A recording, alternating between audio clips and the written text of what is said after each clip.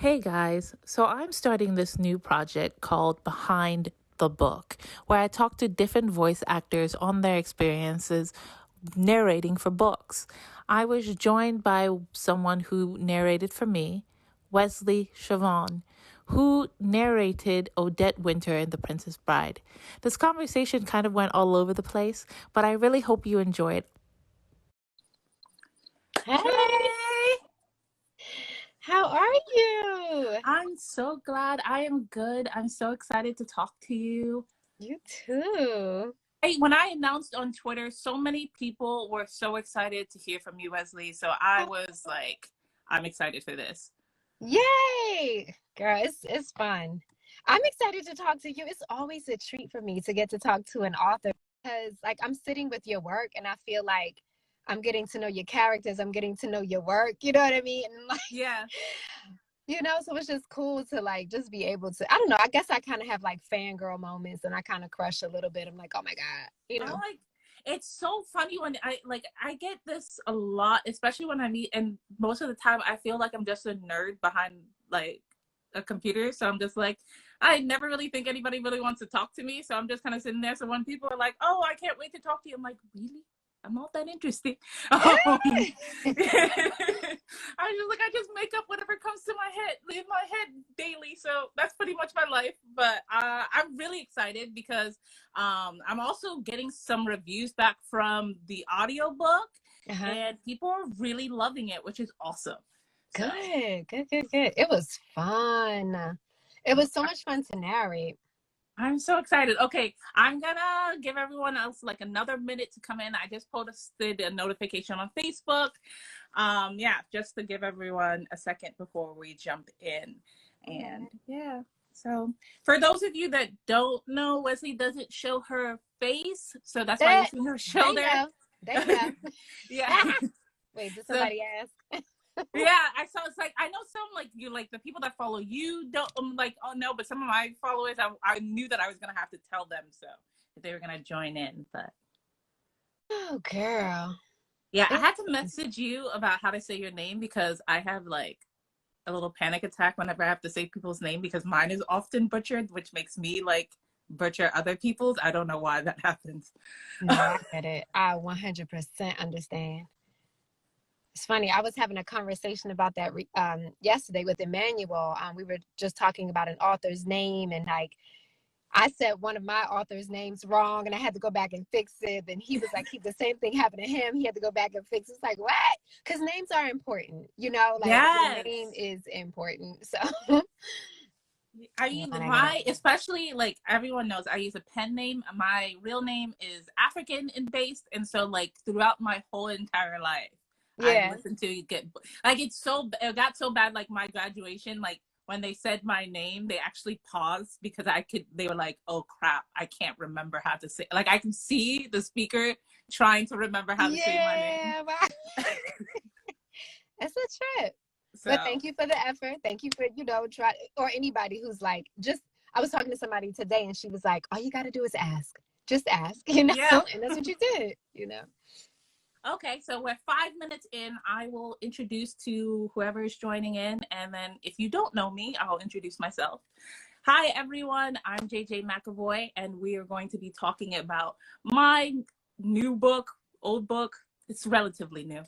The Princess Bride, which was narrated by Shane East and Wesleigh Siobhan.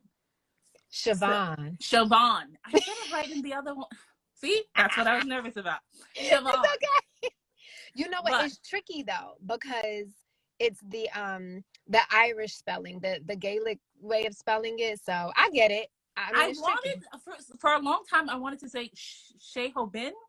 Like, that's cute. Because that's how, like, in my mind, if I was writing it as a character, it would be Shehobin. But I don't know why that came up. So Shehobin. I'm gonna keep that for a second. I like that.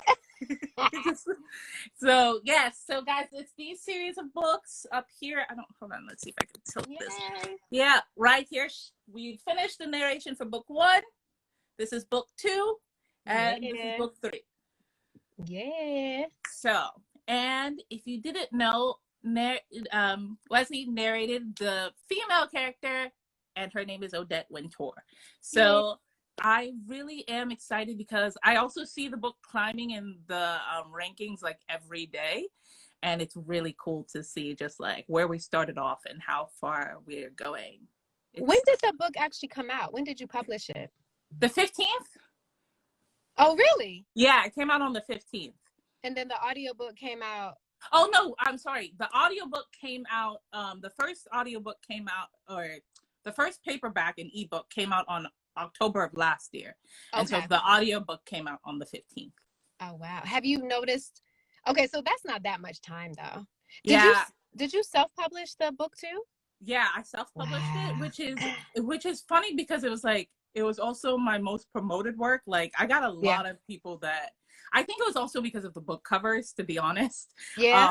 Yeah, a lot of people were just really interested in the story and just the character. And then whenever you see a Black girl with a crown on her head, it just makes you pause and be like, so what are we talking about here? Yeah.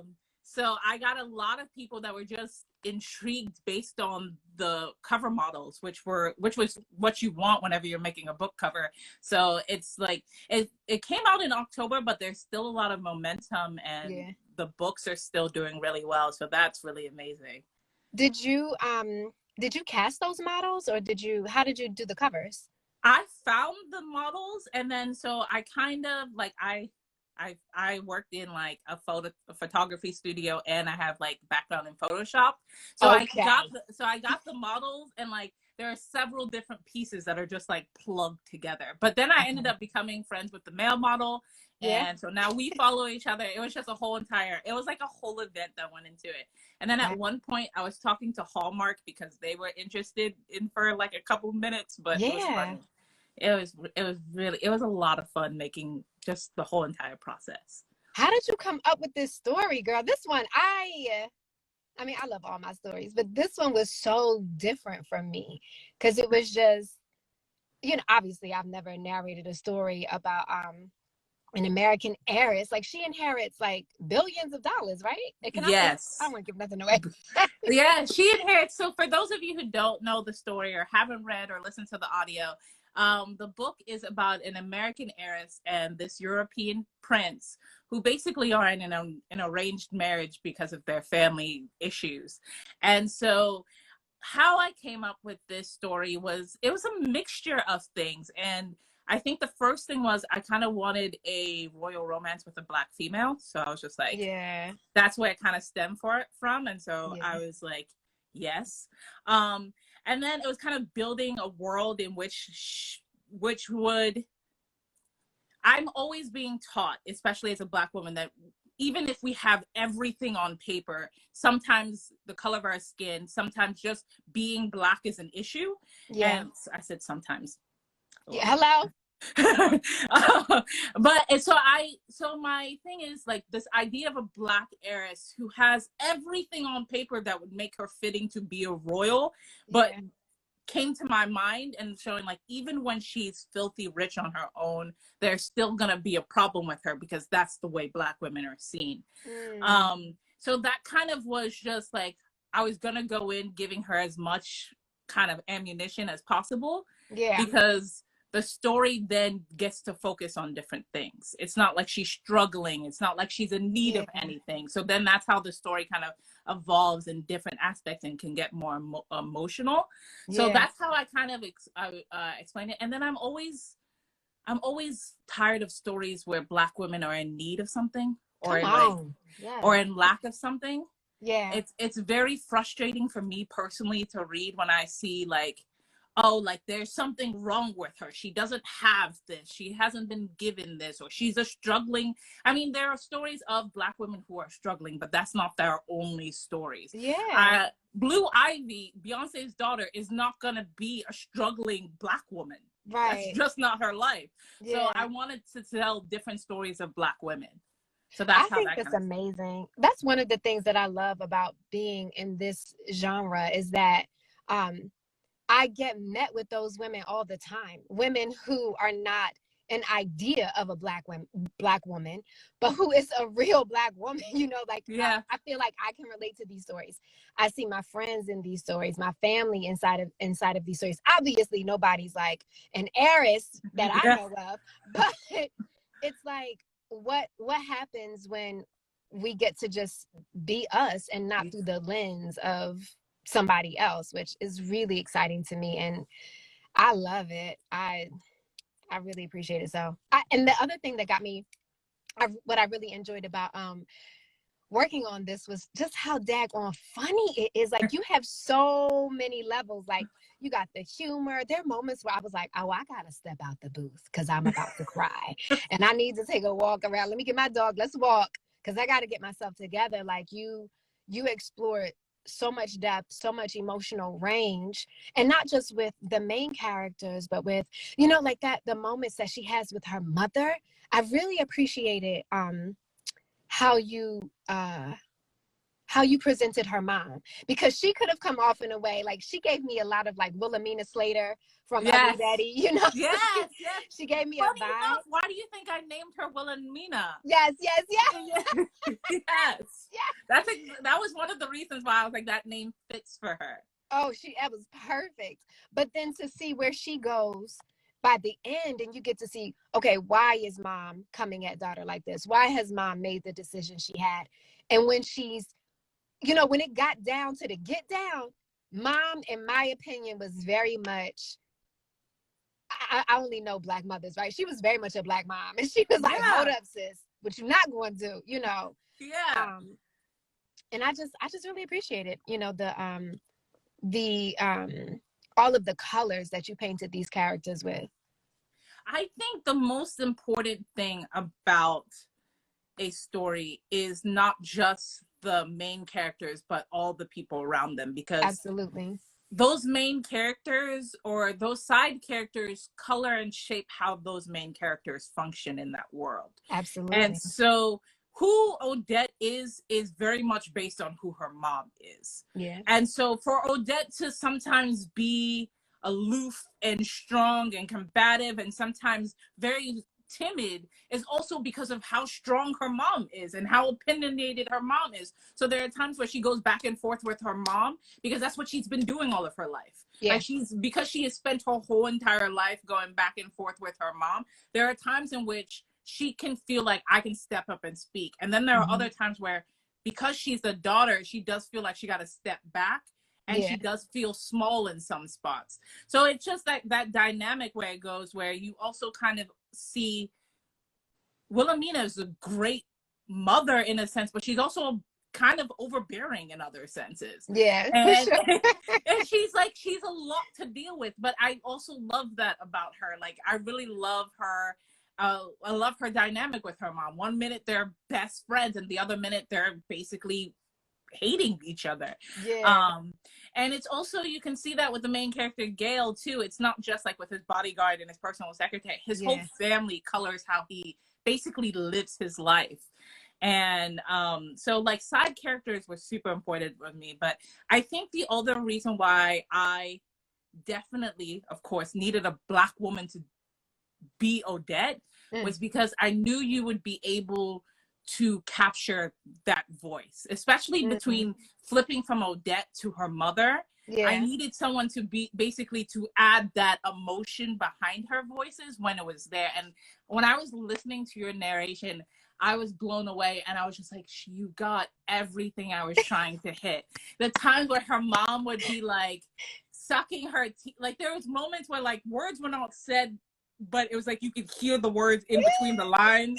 Like you could just feel like the squint of the eye, like the tilt of the head, and be like, now who are you talking to? So that, you know what's so dope about that is like the way you write it is how I see it. You know what I mean? It's weird. It's kind of like this what's the word? I don't know, like maybe like it's like a telepathic thing, but I see it so clearly. Like even now you talking about it, I see the home. I remember where they were when they had the argument. I remember because the mom used to always eat like yogurt or something. Yeah, she loves her yogurt. Yeah, like I can just still see them so clearly. And you're right, all of those those nuances, I feel like you can hear them because I could see them, because I could read them in between the words on the page, you know. So it's interesting. And I never really thought about it until this moment, that there's some like telepathic bond that I think the narrator has with the author, you know, when it's working really well. Like I feel the eye roll. I feel Yeah. you And know, like there was times where you were laughing, like there, I mean, like I know from like the beginning scenes when like Odette is basically like begging her mom to basically, like when Odette and her mom and her stepmom are in the same room, and like for you to feel like that like there's a bit of comedy in that sense, but there's a lot of tension, and that like I use the comedy to break through the tension, but you're feeling all of that at one time, where like Odette's praying but she's also nervous, and it's like all of these things happening at one time. And so it's just like, so when I heard it, I was so glad. I was just like, wow, like you hit it out of the park. I was laughing. And it's really weird to laugh at your own work, because you're like, oh, that's such a good line, and then you're like, oh, I wrote that line. Oh, that's great. I love that. Oh, that's pretty cool. I was like, there was a lot of times where I was just like, oh my gosh, the thing I love about narration is I can forget I wrote the book. Oh yeah. And I can enjoy the book. When I'm like reading it, I'm like, I can see, oh, I should have added this sentence. I should have done this. I could have, like, I might have forgotten that I wanted to add this to this chapter. When I'm listening to it, I'm just like, I'm so immersed in how you're telling the story that I forget that I wrote the characters. Wow. I could see that, because I actually recently, I tried to listen to a book, and I had a hard time listening to my parts because I'm still in narrator mode, right? I'm thinking, wait, could I have said that different? Like, wait, what was I thinking when I said that? Or, you know what I mean? And it's not even about being critical. It's just like you're still working. Yep. You know, like it was still your creation, you know. So I could see that. But that's pretty cool that you get to write it and then you get to enjoy it from a completely different sense, you know, completely different lens. Yeah, I think it was just like, it's just because of the fact that I'm just like, it's because I can just turn it on while I'm in the car, or I'm like working on something else, and like, so there's not enough time for me to like nitpick the actual like sentence structures of stuff. So I'm really just focused on the story. And so when I was doing that, there's a lot of stuff that I found that I wrote that I vaguely remember writing, but it's just like when you say it, it just hits harder. And so that was really fun. And the one thing I really enjoyed, which is fun, is actually your male narration. Really? Yes. Girl, you put me to task, honey. You made me work, child. You said be a man and give him a little accent for the whole damn book. Okay. Yeah. And like I want to pity you, because it's just like it's just like there are other male characters that are like, it's just so many people in my books. In all of my books, I always have like a vast, colorful array of characters. So like, I know like book 2, book 3, you're gonna be like, oh my god, do I have to give this person a new voice? I know for the warning. Yeah, I know Shane is basically like, he's just like, so is what he's like, how many characters are there? Oh my gosh. The last book is the biggest of all of them. Is it? Okay, girl. How many pages is the last book? It's like 550. Ma'am. All right, I'm gonna take off some time to just sit back and I don't know. Like, Shane messaged me. He's just like, you do know what the standard is for like normal books. And I was like, yeah, apparently I just don't pay attention to that in any of my work, because that's funny. Like, I don't think I've ever written a short book ever. Like, all of my books are very long. And so when I told him how long the third book was, he was like, wow. But the first one didn't feel long to me. It doesn't feel long, but I think it's almost 10 hours. Okay. So what was it, like 300 some pages? Yeah, it was like 300 some pages. And then it was just, And book 2 is a little bit bigger than book 3, so they just get progressively bigger. That's okay. That's okay. Yeah, so that, I mean, it's just I really do like world building in a sense, and character building, so I really love having an array of characters because they're just funny. It would have been definitely, somebody said in the comments, definitely a Hallmark movie worthy. I was in contact with someone at Hallmark, but they rejected it eventually, and I was heartbroken about it. Like, we sent them the book, everything. My agent was in contact with them, and the reason why they kind of got hung up on it was just like the racial issues. Hallmark is like, they want like the fluffy, and I was just like, I can't really make it more. What racial issues? It's like there's more in book 2. So book 1 is more so of a, like, they're falling in love, and then book 2 it kind of gets a little bit more intense. So like they were just like, we're trying to basically, you know, like Hallmark Christmas movies. Girl, you know what? You don't need Hallmark. Call BET. Call TV1. We don't need Hallmark. I love you, Hallmark, but I'm just saying, there's other networks out there. Yeah, so I mean, we'll see what happens, but I was just like, I think what, like, there's just, in book 2, it's like book 1 is a lot of them falling in love. Book 2 is a lot of them dealing with the reality of that love. How, like, how the media basically is going to treat Odette when she gets there. How the government is now like, what are you doing? It's just a lot of, it's like, somebody said call Oprah. You're damn right. Oprah be on to take it to own. That's what I should And then what you got to do is you got to write in narration into the story, and then I'll come in and narrate. Yeah, the overall arching narration. Yes, definitely, we can do that. I mean, it's more of, it's like, it's a lot of dog whistle racism in book 2. Like, when you're a Black person, you know what that whistle is, and like you immediately feel it. Some other times you might sense it, like, oh, this is a little bit racist. It's not outright racism in the way a lot of people want it to be, to classify as racism, but it was too much for Hallmark, and I was heartbroken, and I was just like, but I was looking so much forward to it. But I always feel like there's a reason why I caught one fish. I believe I will catch another one eventually. Absolutely. Somebody just brought up Meghan Markle, you know, like, I mean, that's what you essentially, you know, is very similar to what you wrote. People are weird. They just not ready, but the time will come. And the right home will present itself. And it's just, and funny enough, when I pitched this story, like, to my agent about, like, probably 2018 is around the time where it was like the royal wedding was going on. And I was working on other stuff, and I knew that I wanted to write this story, and I really was like, okay, I'm going to do it.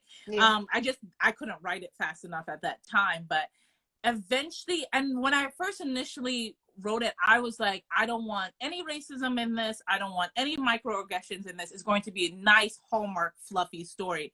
And then I saw how she was treated, and I was just like, if I write it this way, it almost feels like what I'm saying, what she said happened to her, and what we saw, I'm basically whitewashing over that. And so I ended up having to change the direction of where I was like, I have to be more truthful. Because if I'm not even if it's in a fiction and a fictional country, if I end up not doing it enough justice, then what was the point of writing it? So that's kind of one of the reasons why I ended up going more that direction.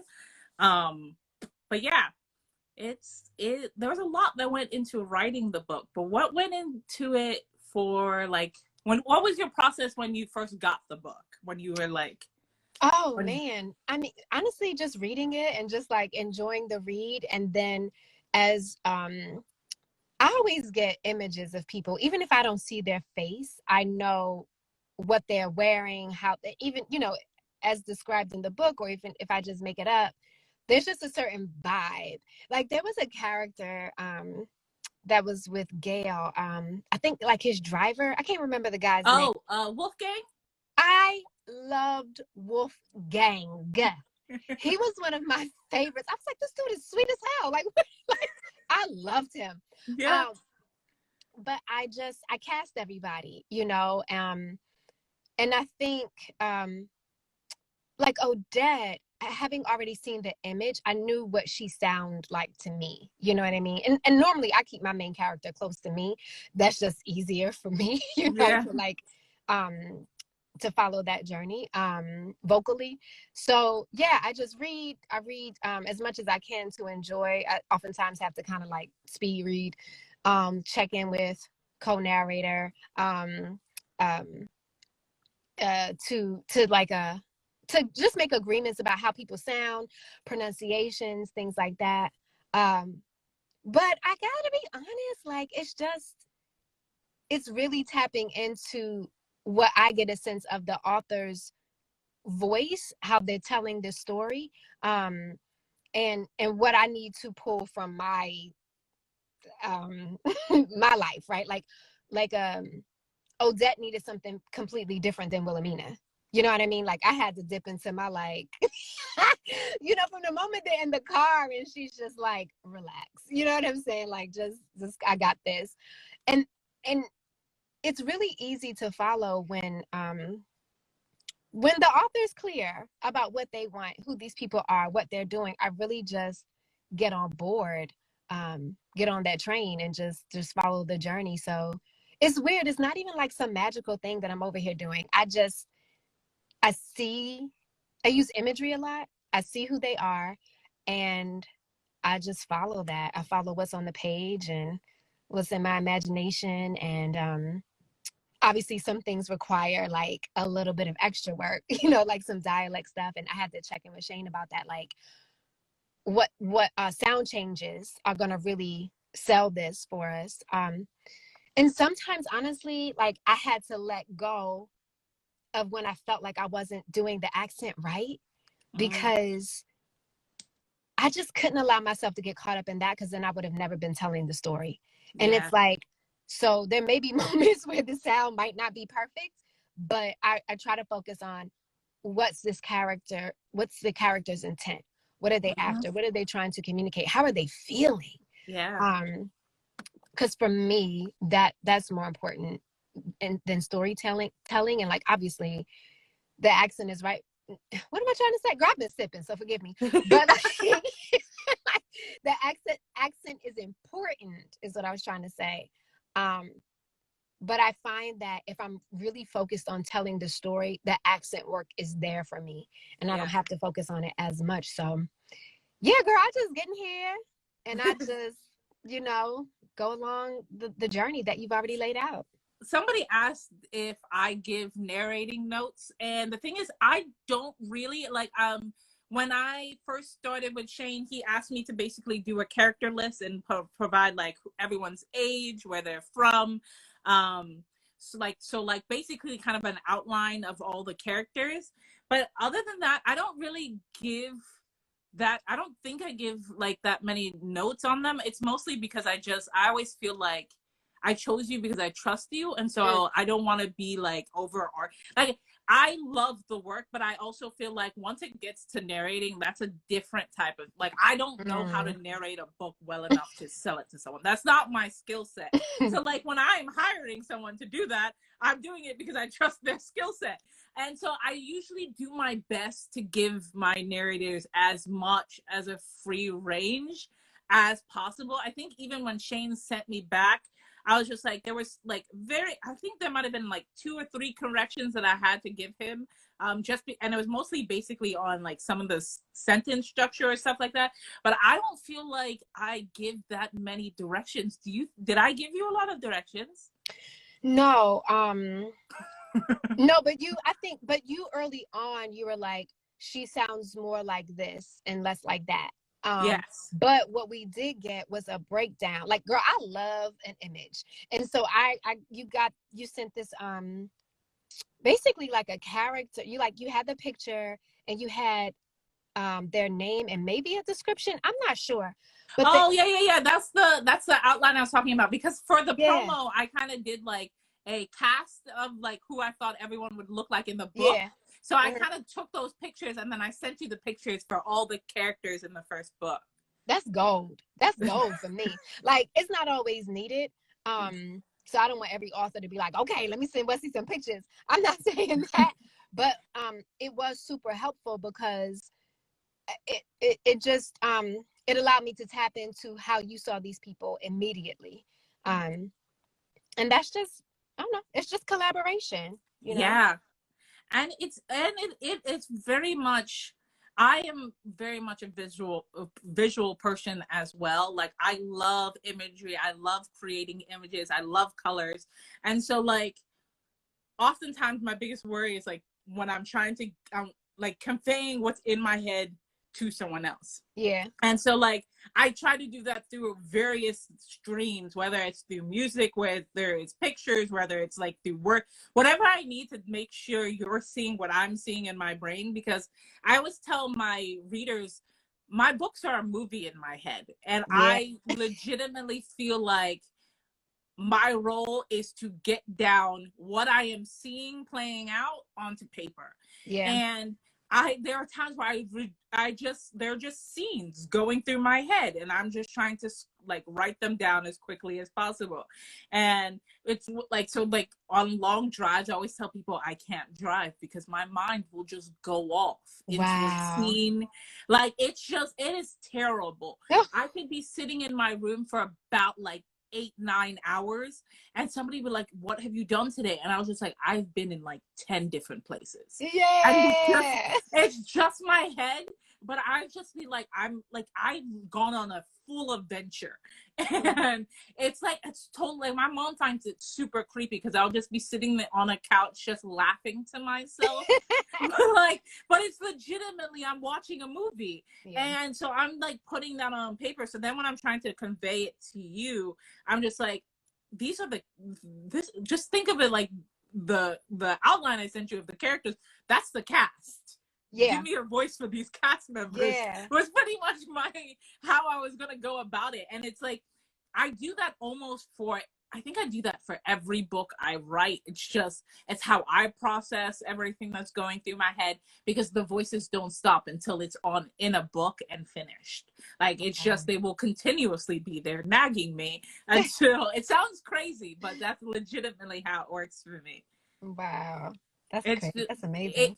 It's amazing, and somehow like a little bit creepy. But yeah, I mean, somebody told me, like, what I love is like a lot of other people are finding the humor inside The Princess Bride, and that makes me so happy, because sometimes I feel like I think I'm funny, but other people don't think I'm funny. Oh no, girl, you're hilarious. No, you are hilarious. That's something I enjoy too, because I think I'm really funny, and I love, or maybe I just really like to laugh. I enjoy humor, but there was so much inside of that text that I was like, oh wait, that's a joke. I got to make that land. Like, oh wait, that's funny. Even if it wasn't like funny, I was like, can I find something funny? You know, like, what was this? Even if it's just like, I think juxtaposition is like so funny. Like, you know, somebody walking down the street and then they just fall. Like, why is that funny? I don't know. Because it's just like, if we're going along and we think one thing is going to happen and something else happens, it's like, it tickles me. So I appreciate all the humor, and I mine for it. I love humor, especially in romance, because I don't know, it just adds this softness to it. Like, there's so many times in which like you think something's going to be serious, and it also, I feel like our lives, like, we naturally find humor in like in various situations. So like, even like going about your day, like, there's something funny that's going to happen. You might not register it, but it just be like, there's something funny. But it's like, when I was writing this part, I just felt like, oh, I really hope people get the humor that I'm trying to convey.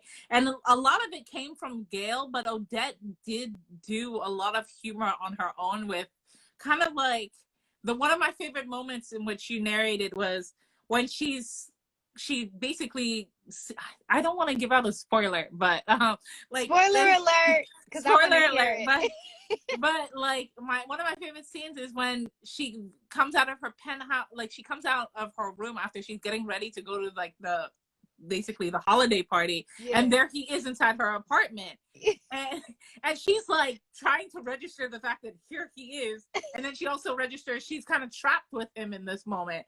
And like the way you're getting like she's getting frustrated, but there's still humor in the way she like tells him to shut up, please stop talking. it's like that, it's those moments in which that like it felt real, because she's like, he's freaking out, but in that same sense, in the same way, she's actually, it's actually funny, because Gail is like, oh, I'll let her have her, like that back and forth where she's like, he could be a murderer, he could be a rape, and he's just like, I'm not, and she's like, shut up. She's like, that's not the point I'm trying to make. I love it, because I guess it's because it's like, we know that we're in a romance, so we have the freedom for like these things that could potentially be life-threatening in another book. Like in romance, it's like we can laugh about it. It's going to be, you know, a fun experience, even though for the character, like she might be freaking out. We can kind of take the listener, the reader, on a less threatening journey, right? Like it can be fun. It can be fun. Yes, I mean it's totally fun, because it's just like there are just so many different instances. Someone just said the moment when Gail is in the movies, and like and it's just like that, like him freaking out, him being like, there's a lot of sweetness in it. And I feel like one of the things I write predominantly romance, because I live for those sweet, funny moments. And so I love when characters have like these instances where you see them as either like having a moment of weakness, a moment of panic, a moment of fear, and then having somebody else there to kind of like tease them, to lighten the mood for them. And so that was something that I really enjoyed reading in your narration, because you got it each and every time that I was doing it. It just felt, and the thing that I always worry about with voice actors is that it'll sound like it's acting. And so, I mean, you're voice acting, but you don't want it to be an act. You want it to really feel like this is the character you're listening to. And so that's what I really loved about your Odette, because that's Odette. That's who she is. Her panic, her frustrations, her joy. It really didn't sound like you were acting.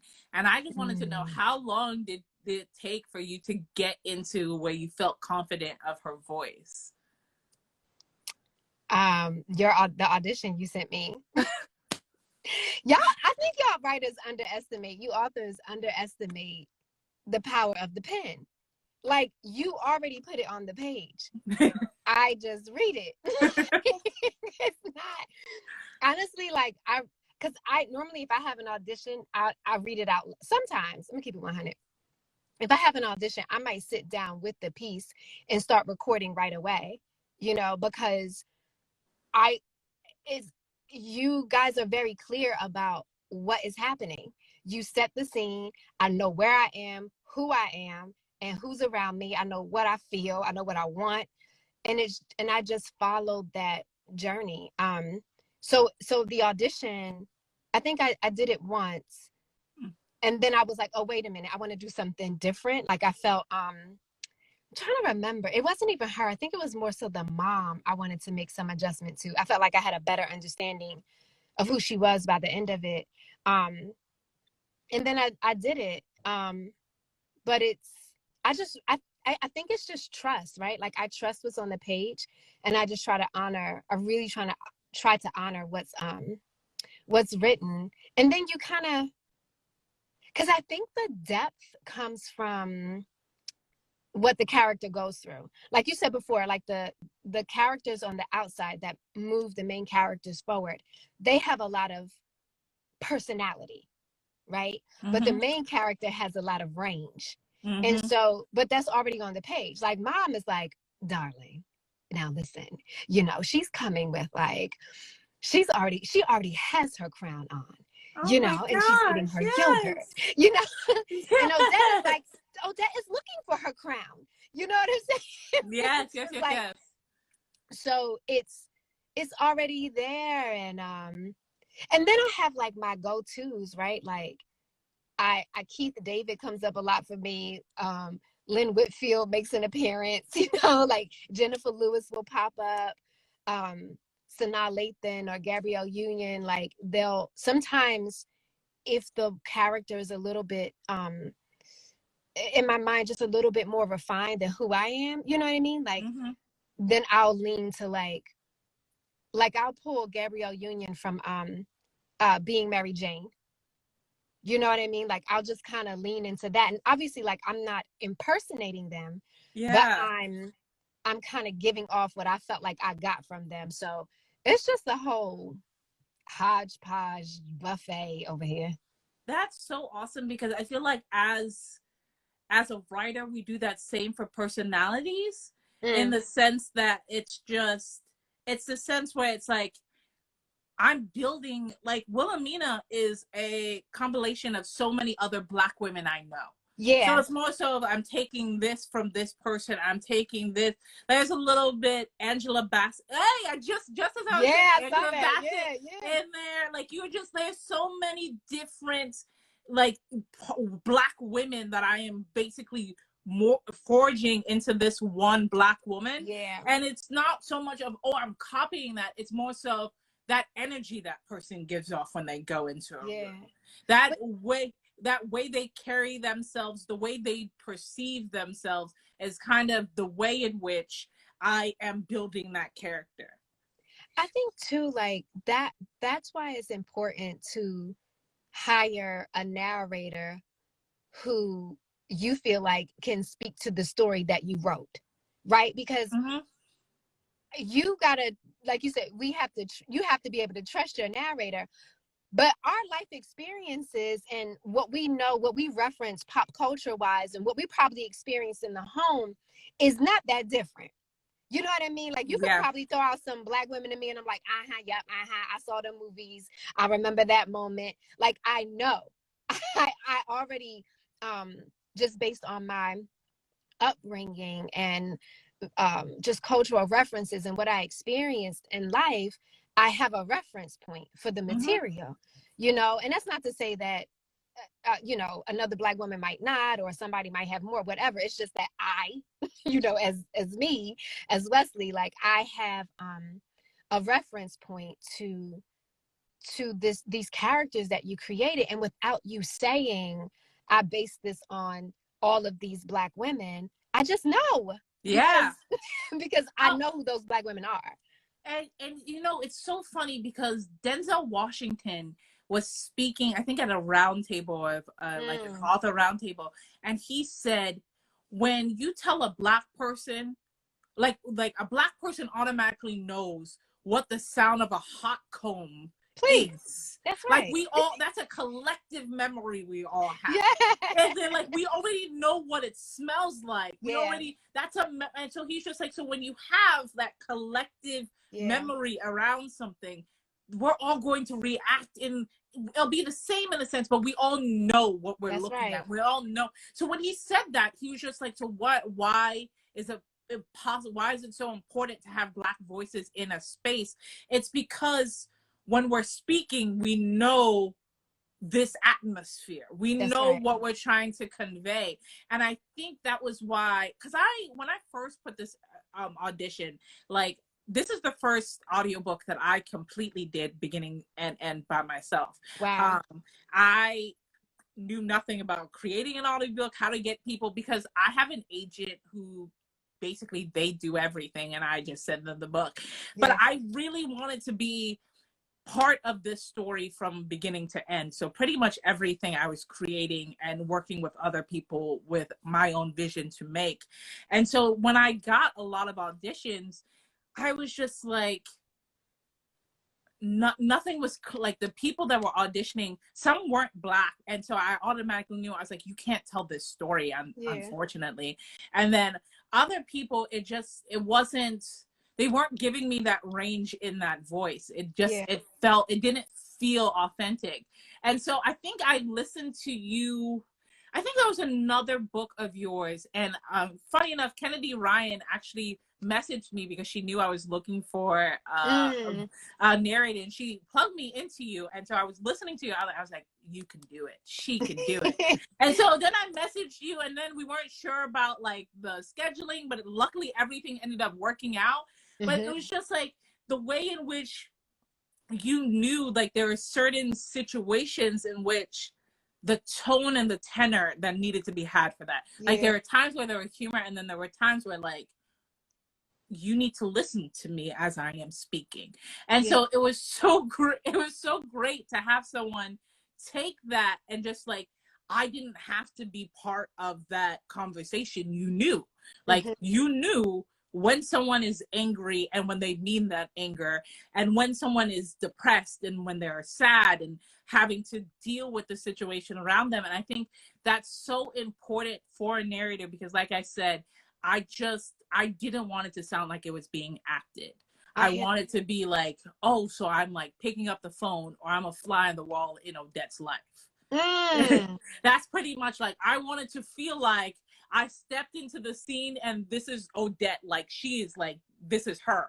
And so to have you do that was probably one of the most gratifying things, because it also felt like, I made the right choice. But it also just felt like you did the story justice. And so that's just amazing to me. Wow, girl. I'm going to let that sink in, because you just preached a word. Because whenever I'm talking to people about narrating, and I have to hold on to that when I'm working, that feeling that you just described, like that's the goal, that you should never feel like you're being read to. You should feel like you're being invited into someone's world. That's the goal. That is because that's what you wrote, you know what I mean? Like, because if that's the case, then why pick up an audiobook? Exactly. Then you can read to yourself. And it's actually really tricky, because it's like, if you read it yourself, right? Like, you already have all the voices, you already know where everything is, like it's perfect because it's your imagination. So like, I gotta support that. I can't as a narrator take you back. you know, like, I've got to it's interesting. I got to find a way to articulate that, because I think it's a narrator's job to elevate what's already on the page without getting in the way of what's on the page, right? Like, I can't come in and be like, I don't know, just dishonest and just making up stuff just because I think it's funny. Like, like I got to honor what's there. So, sorry. Oh, so there was a question, so I was just like looking at it for a second. But yeah, I think that is pretty much how I feel all the time about like just listening to other narrators. And the thing is like, and I think this is also why some narrators end up getting such a huge following, because there are times where you're looking for people. I've listened to books where I didn't like the narration and it ruined the story for me, and I didn't end up going back. And that's a huge fear, because a lot of people already, especially if you've read the book before, and the book had already been out for months before, so like a lot of the people that had bought it would have definitely already read the book, and if they hadn't, they would have been introduced to the story, and they might have gone to pick up the rest of the book, and now your voice is the voice of the book. So like, if someone just started from the 15th to pick up this series, and they want to read before the next one comes out, your voice is now how they're going to hear Odette throughout the story. And so like, it's very important to have narrators that feel real, especially with this book, is in the sense that I had Odette on a cover, so people know what she looks like, or already have an image of her. So when you already have the image of her on the cover, the voice better match that image. Yeah, no, that's right. Because if somebody is just like, that is not the voice I was thinking of, it's like crap. But if you look at it and then even if that's not 100%, if that voice is believable, you're like, okay, this is the voice. The voice in my head was just a little bit different. So I was just really blown away by just like the quality of the narration. Like, I knew it was going to be good, but just to be sitting there and like laughing Just to be like, to the point where like I was just like, yo, I can write a book. Yay. I was sitting there, I was just like, yo, I wrote this. You did. It was really good. It was definitely one of my faves. And it's very different. You know, because a lot of the work that I've done, this might be the first book where the main guy was not Black. Oh, really? Yeah, I'm trying to think. I might be telling a lie. There may be another one. Yeah, so that was, you know, it was interesting though, because it didn't even, I don't know. It didn't really affect how you went about telling the story? No, it didn't really change anything for me. It was just, it just allowed me to just explore in a different way. And I don't even think that ever came up for her. I'm curious to see book 2 and how it how the racial differences, like what conversations come up and how she explored, how you and Odette go through this journey now. But and not just because he wasn't Black, but like he's also privileged. Yes. And like he's coming with like car service and a bodyguard and an assistant, and it's just like she's like, yeah, so Mom, where all these bills come from? You know what I mean? It's just like it was just really cool to explore something different and something very unique that most people are never going to experience. You know, that's like a once in a, I don't know, gazillionth, you know, kind of experience, which is also really fun. And you know what was really interesting to me is like, in the sense that what I really loved is finding out, especially people were just like, are you like, how did you, this feels really close. Like, and that's something that I really loved, was in the sense that I spend an ungodly amount of time like reading up on like different mannerisms. I mean, for book 2, I spent like a whole weekend reading about like tea etiquette. And that, nice. Like, that was just so I could write a single scene about a tea etiquette class. I appreciate that. I appreciate that because I can tell when y'all done read a book, y'all been Googling, and it'll literally be a sentence or like a paragraph to get me from here to there. And I'm like, she did some work. She did some research. I can tell. There were times where I was just like, it is not necessary for me to know all of these protocols, but I just remember, like, I remember that weekend so vividly because I was like, I had planned to write a lot that weekend. It was for book 2, and I ended up writing that only one scene on like Sunday night. Wow. And it was like a page long, but I had read like over 100 pages on just different tea etiquette and rules to make that tea etiquette sound like, because there's an instructor that's teaching tea etiquette. Well, obviously I need to know proper tea etiquette to write that. So like those moments where I spend so much time reading it and like basically figuring that out, and then having a narrator just like go through it and say it with the seriousness that it has, it feels like, thank God. Because it's like you don't want someone to be just like, like they didn't care about that moment when you put so much into it. So I think that's something that was really amazing for me, especially when I know you're going to be reading those scenes. Shane is working on his part right now. How was it working with him? I'm always curious. Do you guys like have conversations? So when he hit me up and I saw him, I said, hold up, boo. I said, is this you or just you? Like, who am I looking? Because he's cute. Okay. There's on shoot. His fan base is like I saw a person in merch decked from their head to their toes, and I was just like, oh, okay. And he's such a sweetheart to me. He's so sweet. He's just like, don't worry, I got everything. Don't worry, I got everything. JJ, I've got it. Everything is good. Don't worry. So anyway, I just be calling him so he could talk to me. I'd be like, could you leave me a voice memo, please? Yeah, each time he gives me a voice memo, I'm like, my whole entire body like goes like, oh my God. I know. Oh God. But no, he's great. He's like, everything is just laid out. Here's what you need. Do your thing. You know, if I had questions, he's always available. Like he's awesome. He's so sweet and always chill. Like always right about here. You know, where I'm like, so listen. That's exactly how he every time, like, he just asked me for like a whole bunch of stuff, information, and he's just like, no need to worry, no need to rush, friendly reminder. He's just like, oh, just a little nudge, I just sent you an email. It's like, if you can get back to me whenever you need to. I'm like, sir. Sorry, I will stop everything right now and get back to you. But yeah, so like, how does that process work? Does he finish all of his parts and then you do your parts? I was always curious, but I didn't ask.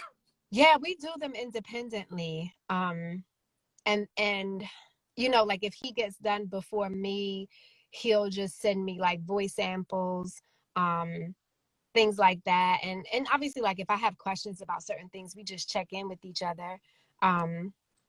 But like we work around the same time, but like not necessarily at the same time, so that we kind of are done close to, you know, like, I mean, sure, I've worked on projects where like I've done my book in May and the other person didn't get to theirs till like July. You know, I mean, it happens, you know, but like, or vice versa.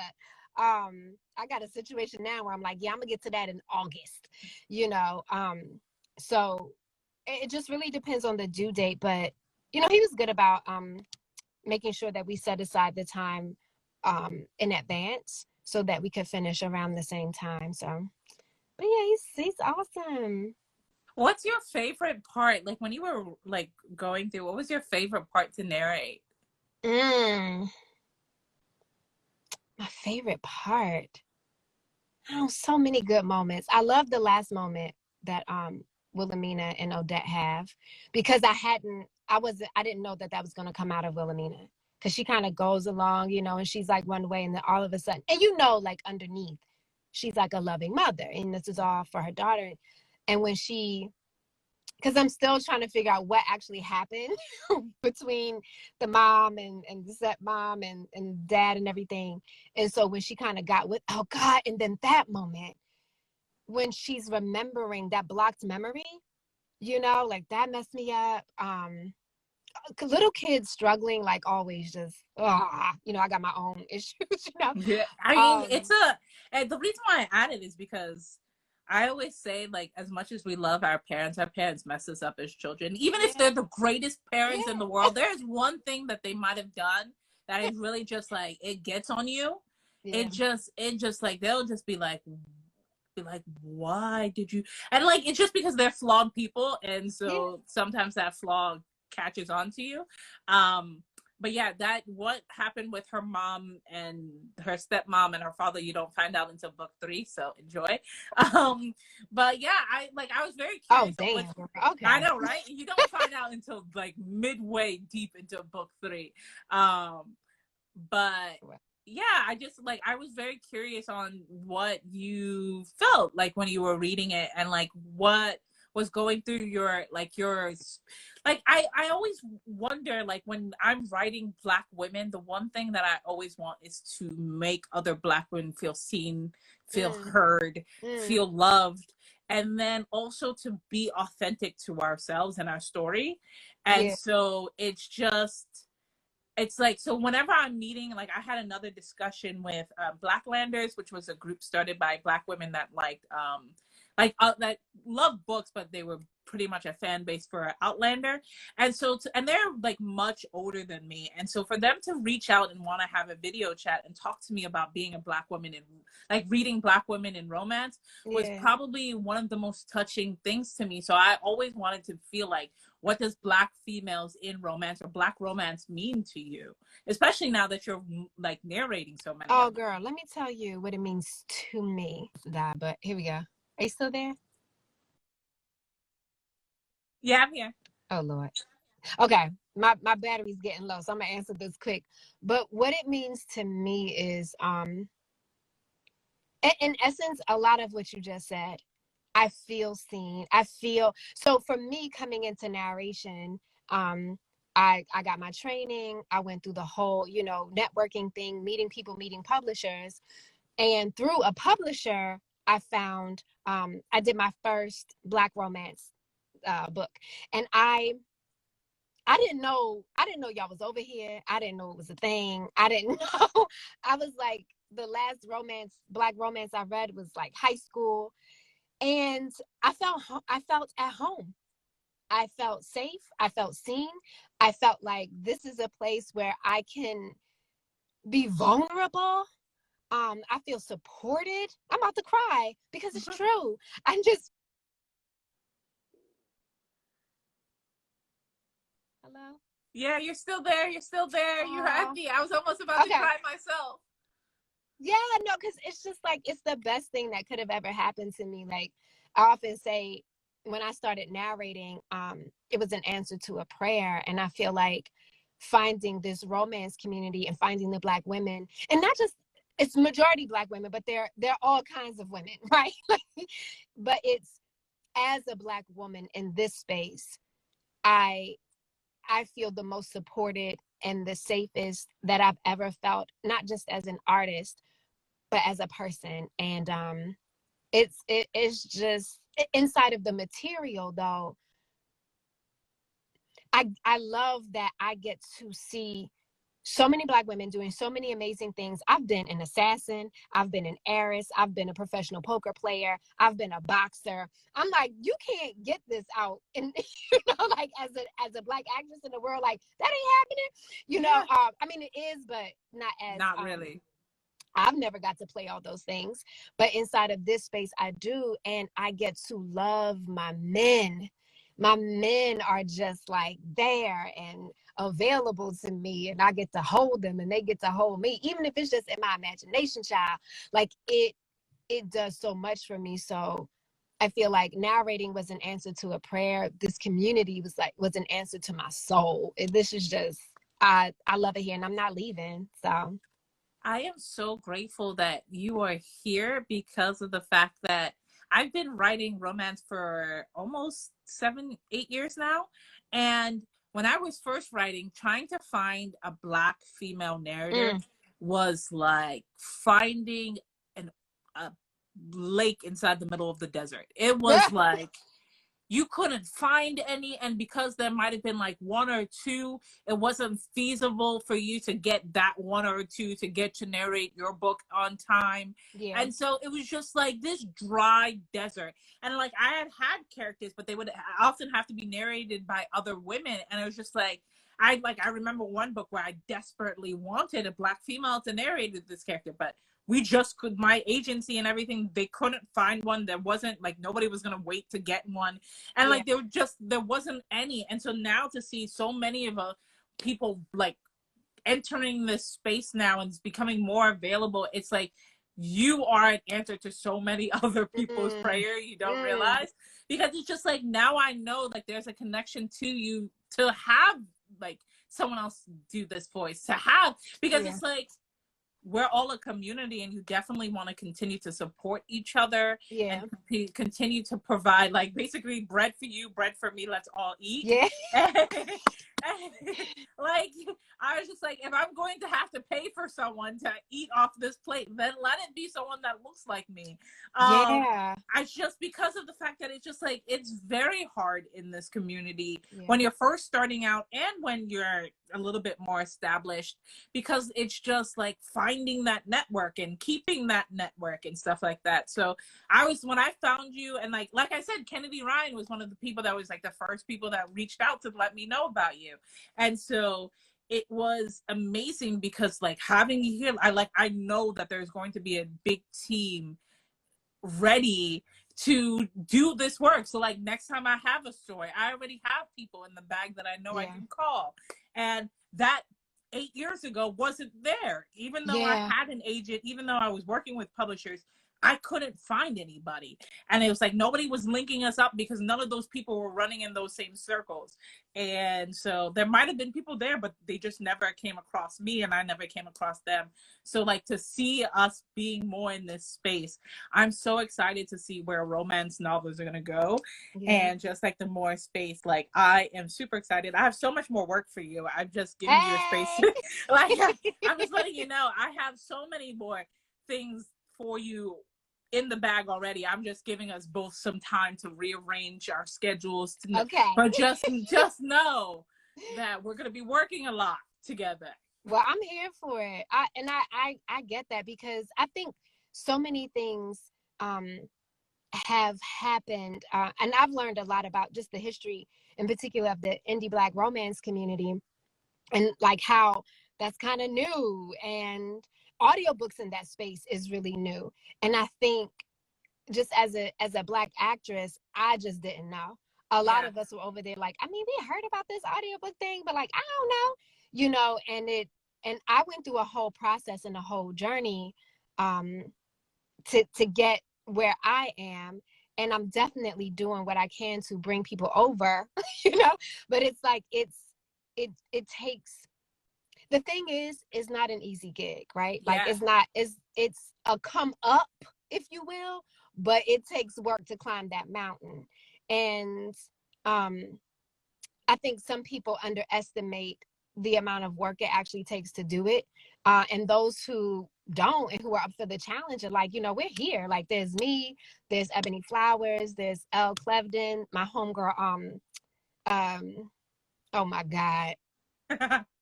She just, oh God, what is it? It'll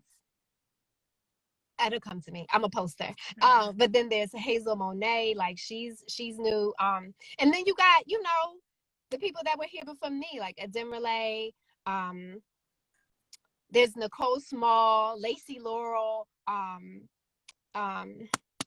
my God, it was just on the tip of my tongue.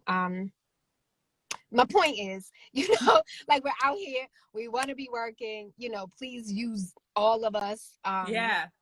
Because we're just, it's exciting. And I'm sure they feel the same way I do. It's, nothing feels better than to be with your girls. And like that's what I get to do. Like, you're not here with me when I read your book, when I'm narrating it, but we kicking it. Know that when I'm working on your book, like we kicking it. Like, I mean, you're in my head, so yes, we should be kicking it. Yeah, so like it's the community and the family, and as much as I love what I do, the being in this space inside of this community is like one of the best parts of it. So yes, oh my gosh, it feels, I'm really glad, I'm really excited, and I'm so thankful to you because like I cannot praise you enough. You did amazing. Like I'm so excited. I'm so happy there are 2 more books for you to do. Yay!